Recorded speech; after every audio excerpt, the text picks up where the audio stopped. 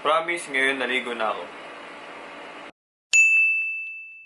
Hello! Talaga ngayon wala akong video dahil wala akong topic or wala akong mapag-usapan. So ang naisip ko, tinignan ko yung mga dati kong videos kung ano yung mga hindi ko pa natapos. So nakita ko yung types of students hindi pa tapos. So ito na yun. Tatapusin ko na ang types of students. Segments. Ito na yung pangatlo at pinaka-last na part ng types of students. So, sana magustuhan nyo and simulan na natin.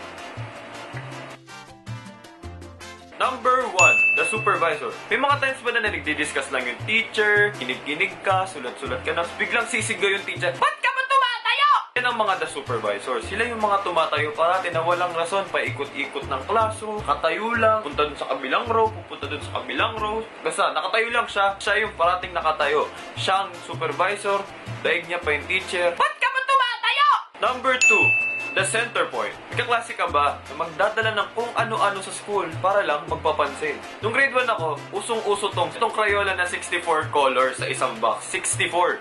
May one time dinala niya yun, lahat ng attention na sa kanya. May one time yung kaklase ko, nagdala ng cellphone. Pinagsabi niya sa lahat. Siyempre, bata pa kami na uy, ano yun? Uy, may nala phone.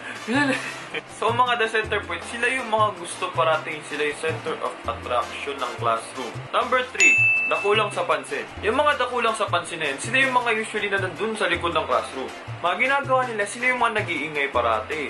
Sila yung mga sumisigaw na walang rason. Sa school namin may ganun. May mga sumisigaw at baka isa rin ako sa mga ganun. Pero, sila talaga yung mga nag-iingay. Sila yung cause ng ingay. Sila yung cause ng bad yung teacher. Sila yung magkakaroon na lang bigla nasutukan sa likod nyo. Kunyari, minsan nagdo-notes ka lang, ganyan-ganyan.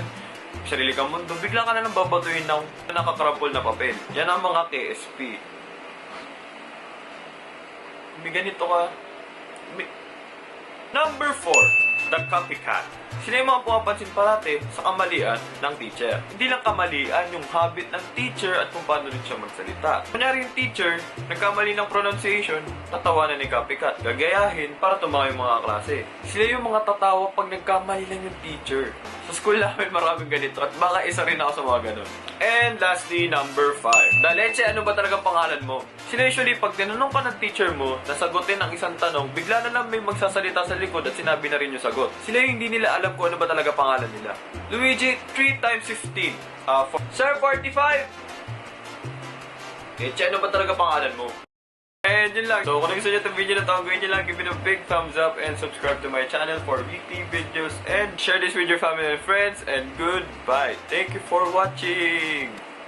Ang ingay nung aircon talaga. What?